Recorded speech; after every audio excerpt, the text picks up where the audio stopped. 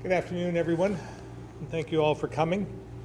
We're here to sign H454, the Education Transformation Bill. This is an important step. I want to thank Reps. Kornheiser, Conlon, and Taylor, as well as Senators Cummings, Beck, and Bongartz for their hard work and perseverance. I also want to thank Speaker Kowinski and Pro Tem Baruth for their engagement and collaboration throughout the session. And a special thanks to their Chiefs of Staff, Connor Kennedy and Ashley Moore, who performed a lot of shuttle diplomacy over the last few weeks. And while the session was long and difficult and uncomfortable for some, we were able to come together and chart a path towards a system that better serves our kids and one that taxpayers can afford. For too long, Vermonters have faced property tax increases year after year, while our student population and test scores have continued to decline. 10 years ago, when I ran for governor, I said, if I gave you a check for $1.6 billion and asked you to educate 86,000 kids, I'd bet you'd build a system that looked completely different than we have today. Well, today, that check would be $2.3 billion with fewer kids. So we brought forth a plan to the legislature that would change our funding formula and redesign our governance structure to create equity, increase quality, and build a sustainable and affordable system Vermonters can afford. I was encouraged that both the House and Senate agreed it was time to act, and I appreciate those who had the courage to recognize the problem and step up to be part of the solution. And yes, that solution will look drastically different than what we have today. Moving from over 100 school districts to somewhere around 12 will be a big change. The foundation formula that was included funds the amount it costs to educate a student across the state in every district, which is very different than what we do now, but is used in almost every other state across the country. Higher quality standards, increase access to CTE and after-school programs, higher teacher salaries, larger class sizes, and bigger schools will all be different than what we have now, because what we're doing now isn't working.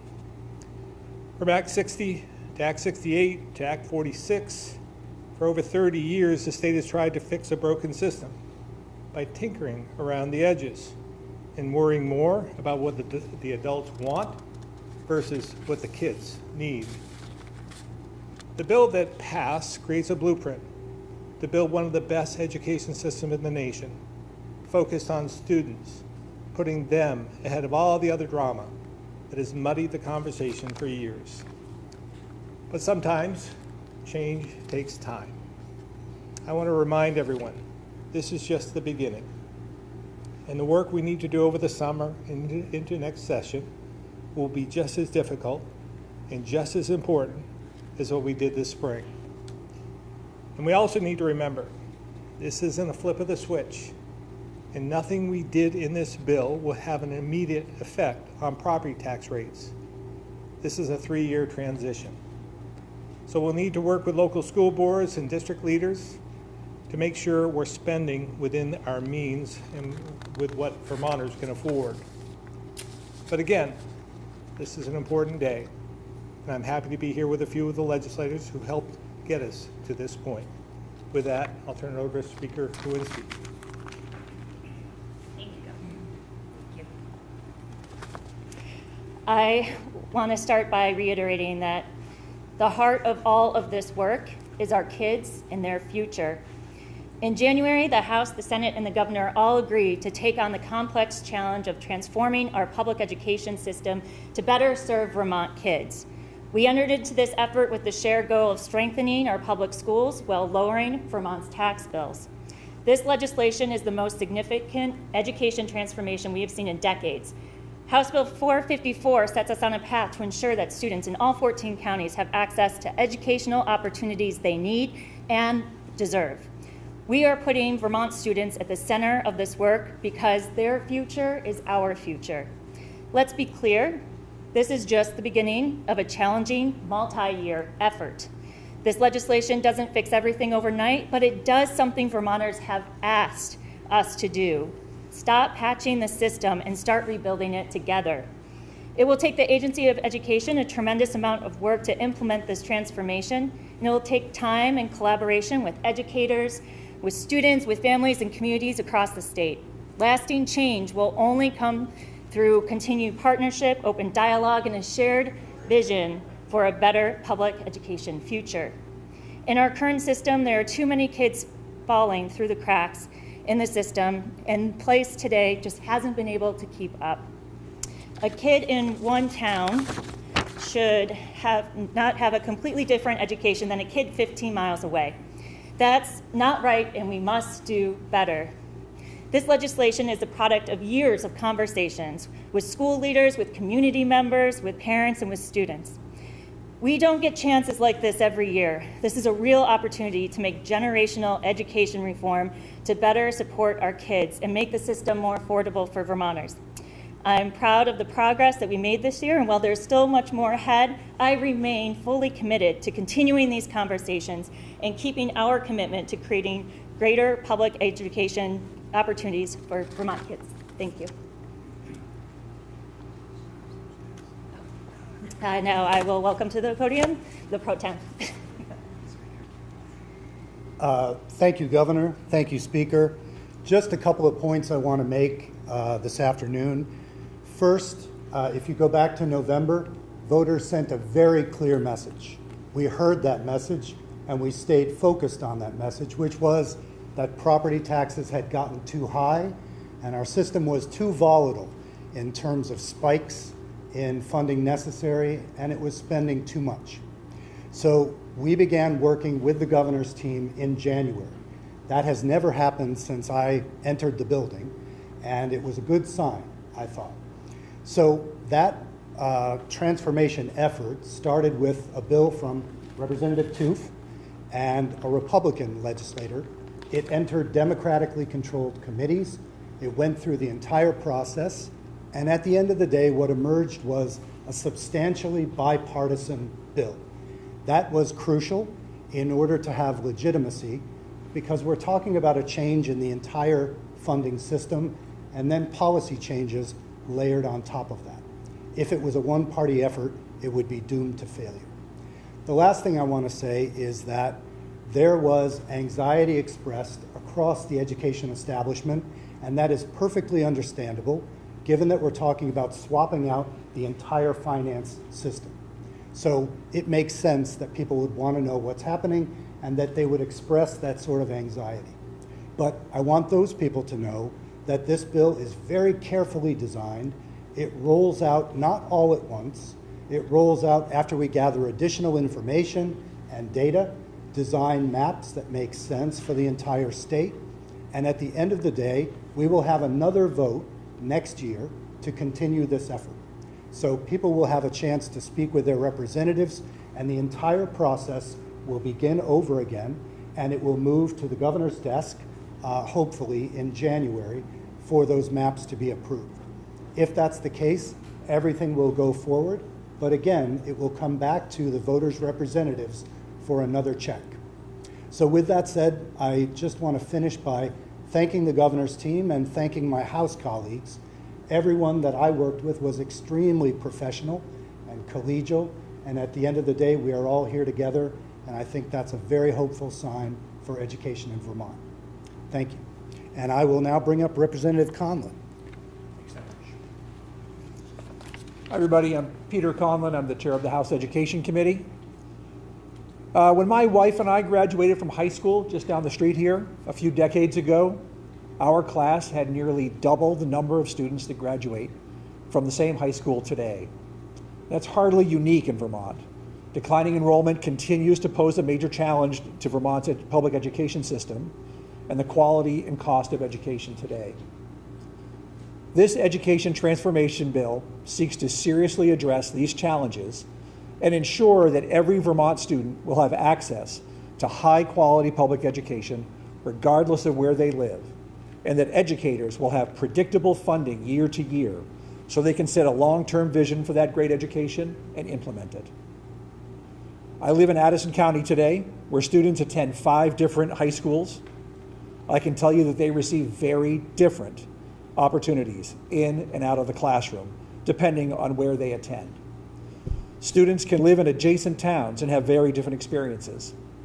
It's past time to address these inequities and remember that these are all of our students and each deserves a strong public education. H454 sets a path forward.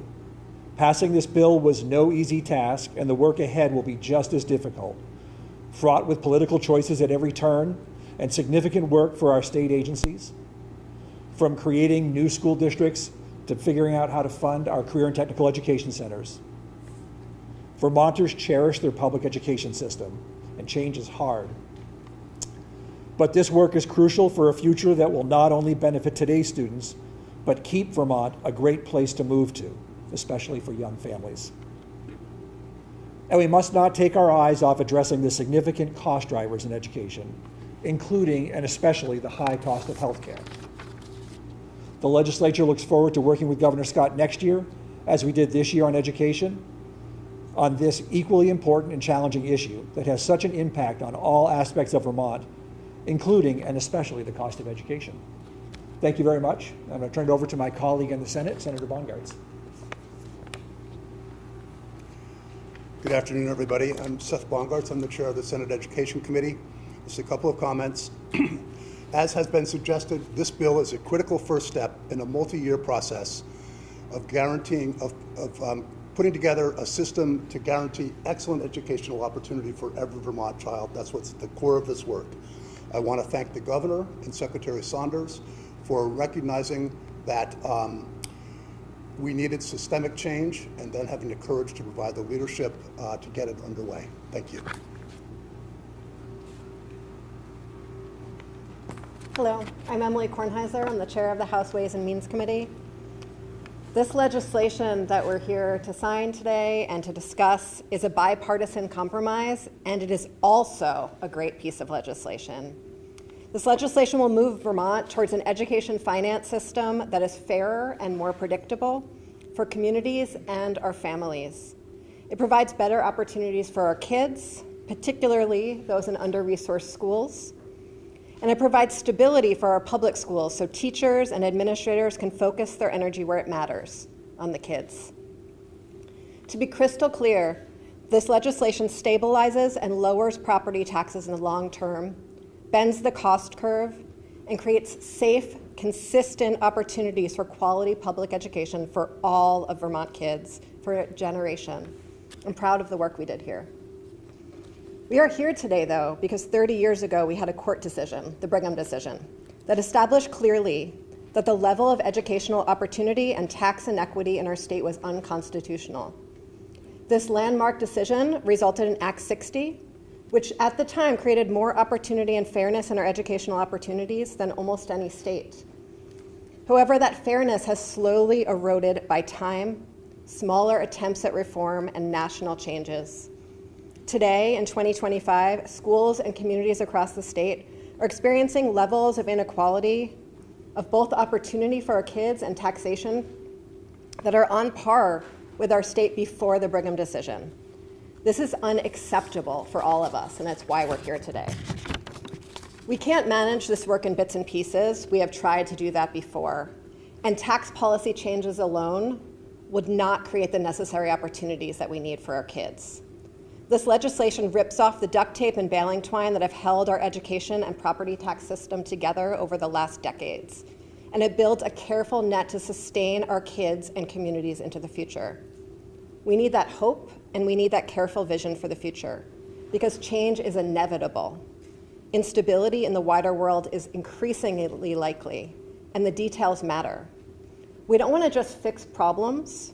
We want to set a direction forward for our kids and for our communities.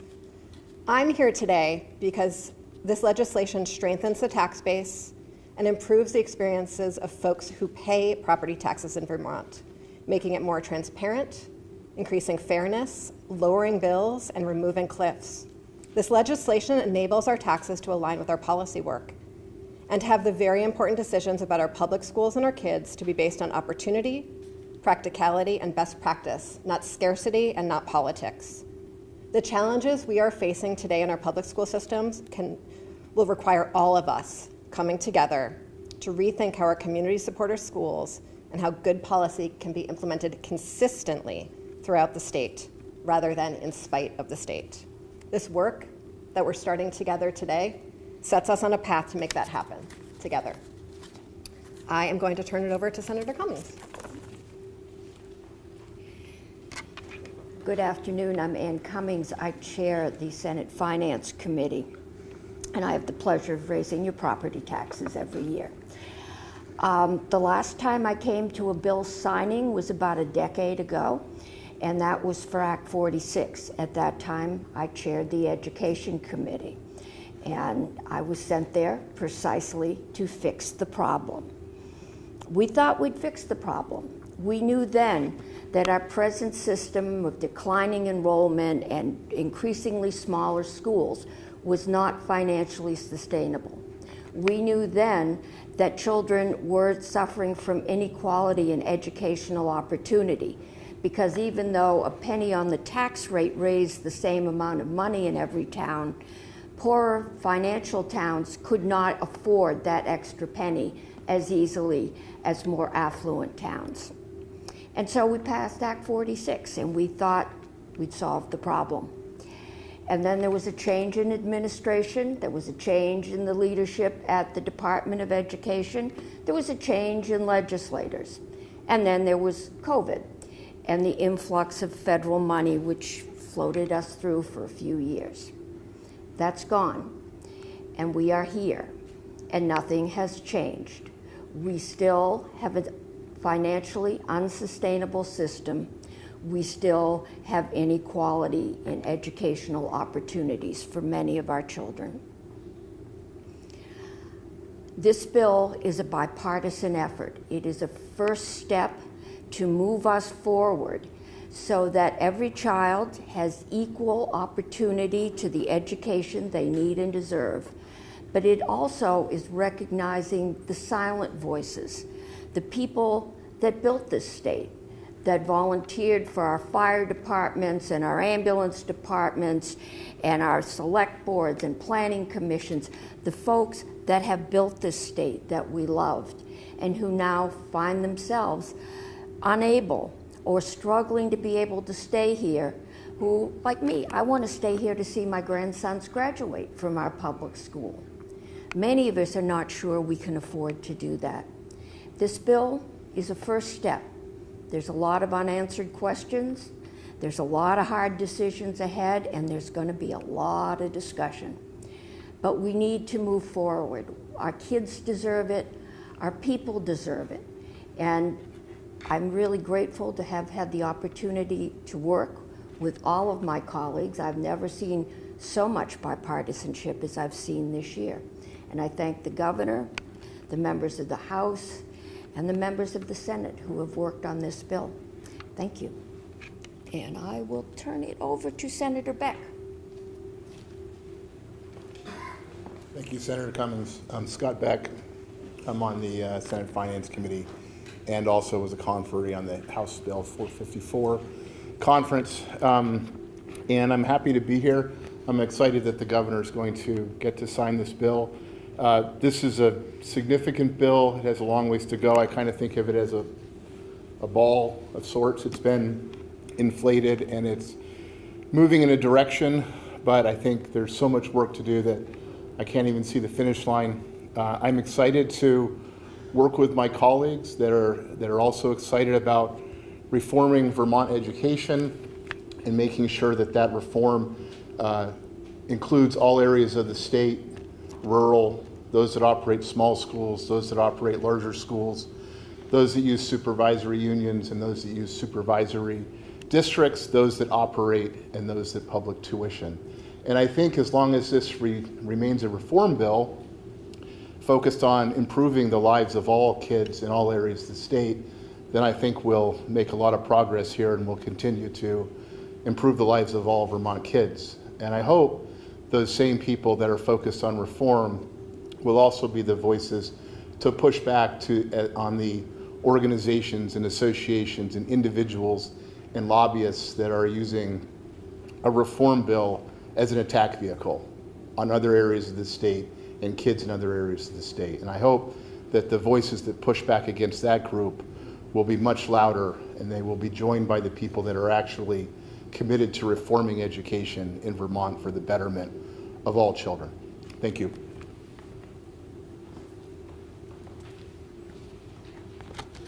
Good afternoon. I'm Zoe Saunders. When I stepped into the role of Vermont Secretary of Education, I never imagined that just a year into my tenure, I would be supporting educators, legislators, and the governor in supporting generational change to transform our education system. But a lot can happen in 12 months when we work together. And throughout the legislative session, we've heard a lot about education finance and governance. And I want to take a moment to remind us why we're here and to recognize the possibilities ahead. H454 represents the first step in a multi-year transformation to strengthen our public schools and give our students more opportunities. In the short term, the redistricting task force will begin contemplating new districts, and the agency will be providing analysis and recommendations on everything from cost drivers in special education to statewide graduation requirements, among other critical inputs into the next legislative session. But I want to think even further ahead and recognize why we are taking these steps to transform education to begin with. We are developing a shared vision for public education in Vermont. It will be the best education system in the country, where our students are deeply connected to their local communities while simultaneously prepared for the jobs and opportunities of the future. This future will require us to be clear-eyed and practical about the choices and decisions we need to make as a state to best support our students. One first step is defining what we mean by student success, which in the short term will come in the form of statewide graduation requirements. And it will require competitive teacher salaries across the state so that every school can recruit and retain talented educators. Because evidence shows that a high-quality teacher is the most important factor in student success. And we must also ensure that every student in Vermont has access to expanded learning opportunities, from internships and exposure to career possibilities to advanced coursework and enrichment opportunities. Passing H454 is a critical first step, and we must sustain our focus to deliver on the possibilities that this bill creates. The Agency of Education stands ready to partner and lead in this work. We are prepared to continue providing support to the field and to policymakers. And we are prepared to continue to provide data, best practices, and recommendations, always focused on students, to strengthen our public education system and keep our promise to Vermonters. Thank you. And I will now turn it back over to Governor Scott. Now the moment we've all been waiting for, going to sign the bill. Come around. Should also thank Legislative Council. This is the bill here, as well as Joint Fiscal Office and my entire General Counsel of one, who had to go through the bill as well and tie everything together. So very much appreciate that.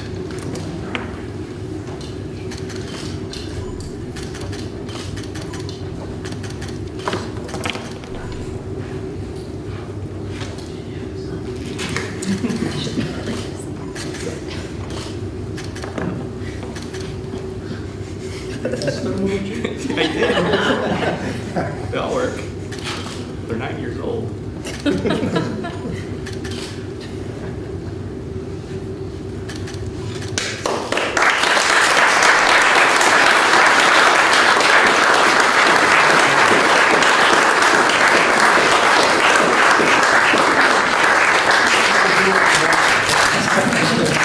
Thank you again. So now we're going to go back and try and answer a few of your questions. We have a lot of experts in the room. And stick to on topic if we we would. We'll take some other off-topic after. Everyone got very far from your podium. I know. Governor, the next decision point, as was mentioned, is to come up with these maps and vote on them.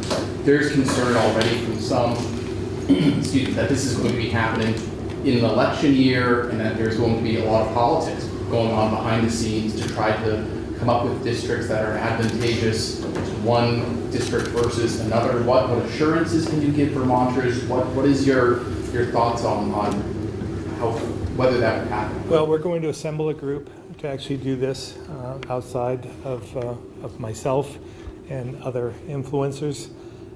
So they will prescribe what the districts look like and then come back to the legislature for a vote. So then we can debate that further then. So it really, I think, will be a fair process. And we all have to keep in mind what's best for our kids. And if we keep that in mind, I think we'll do some good work. Some educators are saying they're concerned they don't have public schools, I should say, representation on this committee. Well, I have one choice for the committee, and I'm sure the speaker and the pro tem will do a great job in choosing people that represent Vermont in the interests of those kids.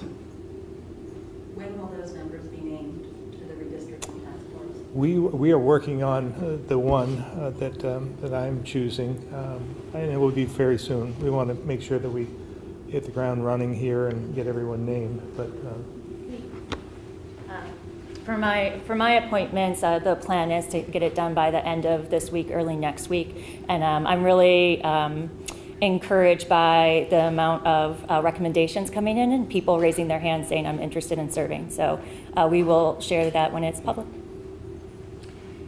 I would just add, in terms of representation, nobody's underrepresented yet because nobody's been appointed. But the legislation itself calls for retired or former superintendents and business managers specifically to make sure that public education has a very large seat at the table.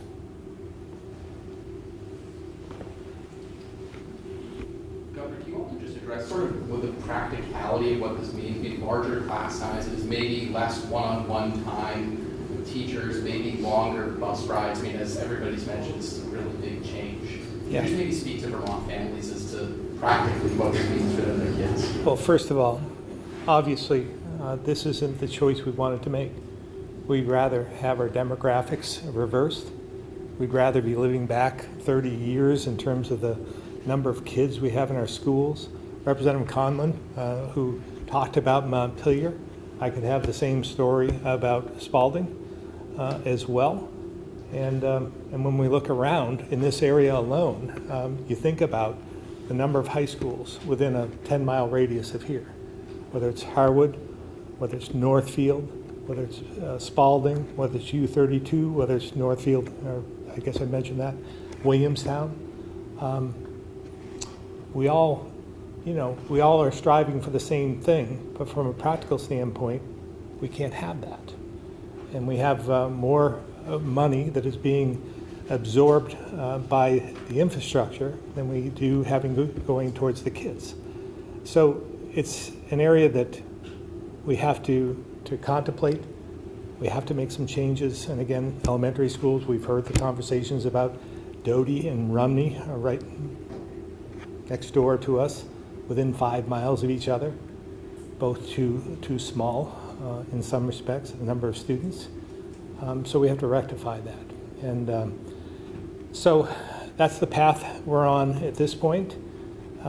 We want the class sizes that are in the bill are smaller for the lower grades and higher as we go up into the high school. They're still low by standards across the country, but larger in some respects than some of the classroom sizes that we have today. So I think it'll be equitable, and we'll have to see our way through this and make sure that there's parity and taking care of our kids. What would your message be to the 20-odd cities and towns such as Slate Valley, Memorial South, and some of those districts that are more concerned with spending over time, that are really concerned that this is actually going to backfire on their community? Yeah, again, maybe somebody else can clear it up further, but I don't want us to get too concerned on the rates at this point, because it's a different funding formula. The rates aren't going to mean as much as they do today, so that could change. The overall spending might be lower. The rate might go up in some of these areas, but the overall spending may be reduced. It should be reduced in most all districts. So again, we have to work our way through that, and there'll be plenty of transition time for us to contemplate that. As everyone knows, many educational leaders, especially people who work in schools and will be most directly impacted by this legislation, urged your legislators to vote no on this bill. I'm curious why you think you weren't able to get the buy-in of the public education community. Anybody else want to answer that? I'll take a shot at it. This is, as the governor said, a transformational effort. And I think if you look at any industry, business, sector, and you tell them you're going to transform the way they make their money or spend their money, they are not interested in transformation. They like what's going on usually. I will say of our education establishment, they did come to the table, they did participate to a certain extent, but I think the level of ambiguity about where rates would ultimately rest, spending would ultimately rest, was just a little too much for them, and so they started opting for the status quo toward the end of the process. So as I said earlier, this is a bill that's designed to, even though it goes into effect in 3 or 4 years, we have a lot of work to do next year with input from not only AOE, but from the people you're talking about, from those districts that will be affected. So my hope is that as they see the reality of the bill, the free-floating anxiety will lessen and we'll have stronger buy-in. Curious if you think it had anything to do with the intense focus on independent schools in the conference committee, because that was something that some educational leaders referenced and why they felt they kind of had lost trust in the process. So I'm just curious if anyone thinks that played a role in why we lost some of the public school support. I would first offer that if we keep things in perspective and we think about the 80,000 kids that we have, the independent schools at this point, I think it's 3,000 to 4,000, and they're essential to Vermont. They've been long-standing institutions that are very important to their regions as well as to the state. So the independent schools took a bit of a hit in this legislation as well. It's not everything they wanted. It's not anything they asked for. They would have preferred to continue the way they were going. So I just want, from a parity standpoint, I think those independent schools actually took a little bit of a step backwards, and I think that the public schools took a step forward. So in terms of your previous question, I also want to add, I don't think across the board that teachers rejected this idea. I know there are some teachers, there might even be one in this room, that was a proponent of change because they've seen what's happened over the last 3 or 4 decades if they've been teaching that long, and they know that change was essential for our kids. So again, we have an opportunity. We are going to have to educate Vermonters on this bill and what this does and be straight with them and be transparent along the way. And that's the way we get buy-in.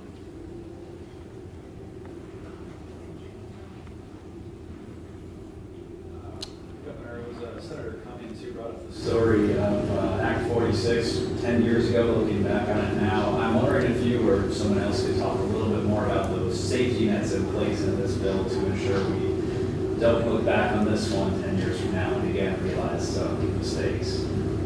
I will let one of the experts talk about that if they want to step up.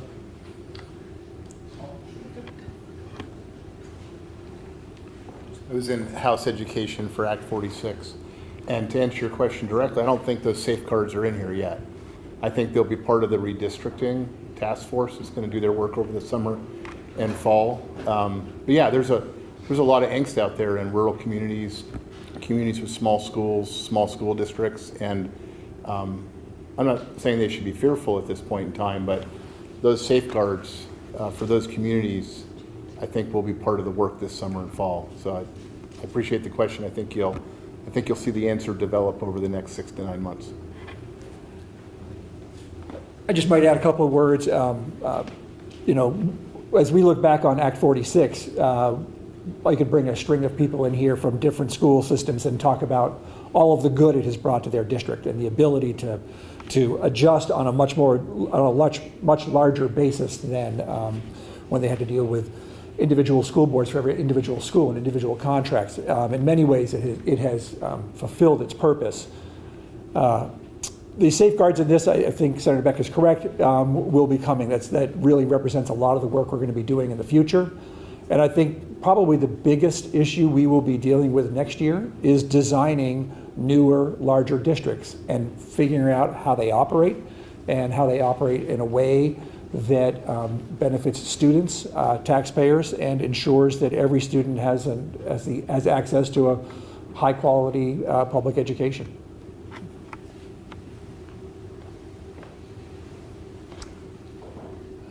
Okay, well, thank you all very much.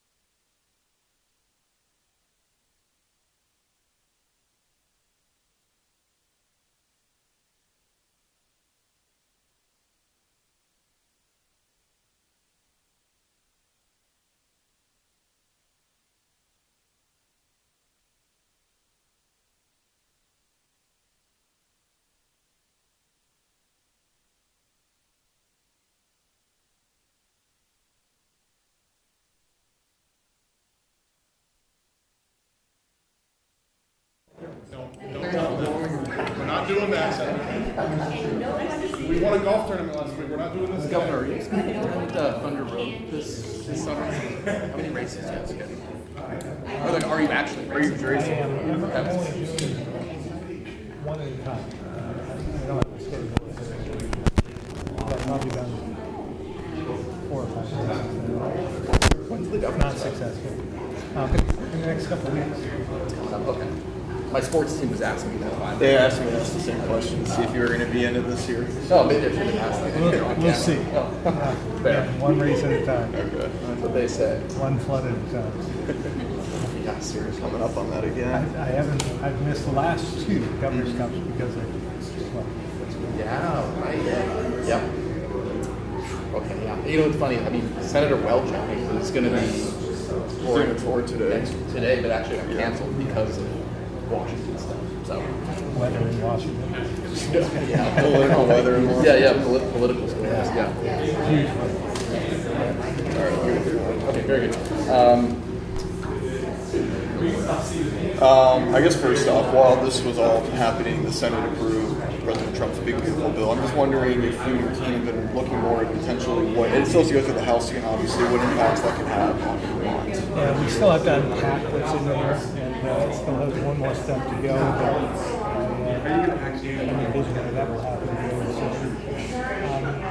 soon. So I'm still concerned about Medicaid in particular, but maybe other provisions of the bill that we don't even know are there.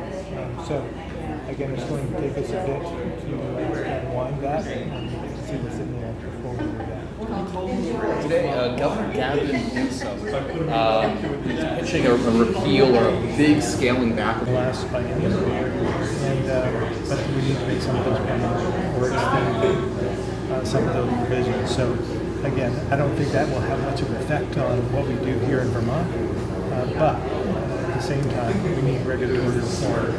We'll be focusing on that in the next session. There's, of course, we're redrawing these active apps right now, Tier 1A, 1B, et cetera. How involved is your team in that work? Or are you sort of going to be pushing straight for, let's extend the exemptions and sort of, not circumvent, but not really engage with that process? No, we'll engage with whatever process they have. We just want them to have a process. Some of the wetlands designation that didn't make it through this year should have. That is preventing right here nearby in Barrie the reduction in their huge housing bill proposal that they were putting forth. So reduction of about 25%, I believe. So that will be extremely helpful. It won't hurt anything. This is coming from our Agency of Natural Resources, who thinks it's a good idea. So we'll be going after provisions within the previous bill, Act 250 provisions, to extend some of those issues that we think are important, but also to seek other provisions as well. Today's July 1st, start of the new fiscal year with Secretary Samuelson here. I was wondering if you guys could paint a picture with the GA housing program going back to its original form as passed with lawmakers. If you guys have any idea how many households should be exited, just what it looks like reverting back to the 1,180-day cap today. Yeah, again, we've been under the 1,100 cap for a while, but having said that, a number of people have used up their days, and that's going to be the issue at this point in time. So I'll let Secretary Samuelson answer more of that. But this isn't going to be easy, but it's essential. And when you look at particularly the bill that is just appearing to pass in Washington, some of the issues that we'll be facing in the GA program may pale in comparison to what we're facing in the future. So we are going to have to look for every opportunity to utilize the limited resources we have to make sure that we take care of the most vulnerable, whoever they may be. And we don't know what effect this bill in Washington will have on even more impacted individuals across the state that are vulnerable. Secretary Samuelson, do you want to add anything? I think as the governor said, I'm quite a bit shorter than the moment. As the governor said, this is one of those moments where it's not going to be easy, but it is essential for us to move forward. And as you mentioned, it's also moving back to the program for what it was intended to do, to be an emergency housing program. What we know is that there are about 380 households that today are going to be exiting the GA program who had an extra 3 months through the extraordinary efforts of the governor to protect our most vulnerable. We've been working with them and intensified efforts for case management over the last 3 months, with more than 86% of those households being engaged in intensive case management back and forth. Those case managers that have been working with them will continue to work with them even after they exit the program. We know from experience that it isn't a one-to-one ratio, that not everyone who is exiting today doesn't have an option and will be unhoused. In fact, the vast majority of them will be housed. In our care management efforts over the last 2 months, we've surveyed clients, and we know that the vast majority of them either had a plan or were working towards a plan.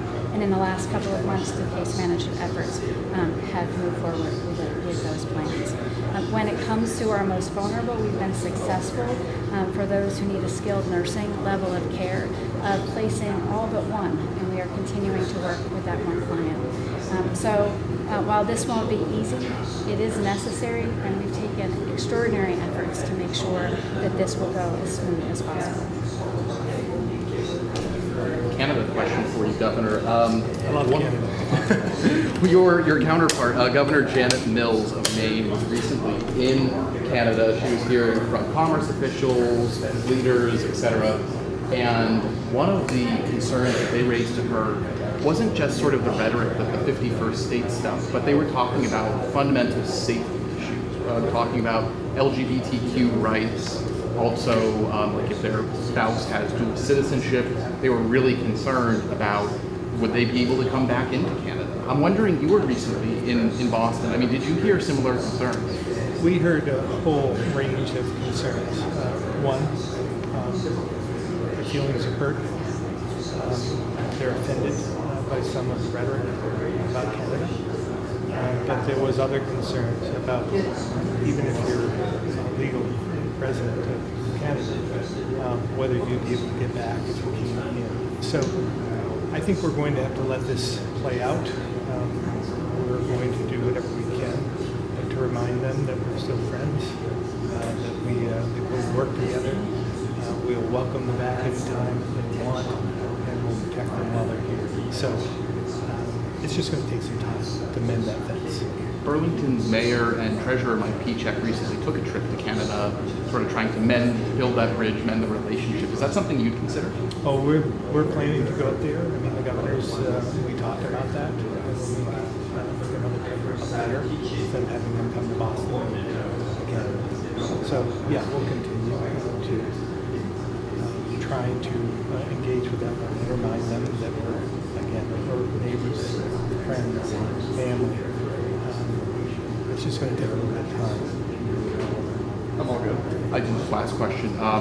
Flooding, as we were just talking about. I think we're coming up on what is it today, July 1st. I mean, maybe we'll see you before then, but it seems like it's somewhat of an annual event now. I mean, just how have you been reflecting on the progress or maybe lack thereof that we as a state have been able to make in recovery? Well, again, we've made tremendous progress. We came back a year and 2 years, almost to the date. But we'll be having a press briefing on this next week and talk about where we're at and where we have to go and the many challenges that are ahead of us. So, again, our hope is that we don't have a three-peat of what we've experienced over the last 2 years, but we'll be prepared. So, thank you. Thank you. Appreciate it. Three-peat. So he wants a quick picture and then. I was a very hard pen, and I would love to get a picture with this.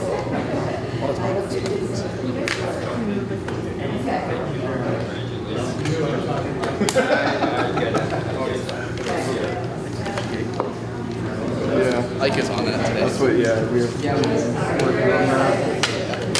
Canada's doing this Mac 250 thing. I don't know. It's a me story, but they just started.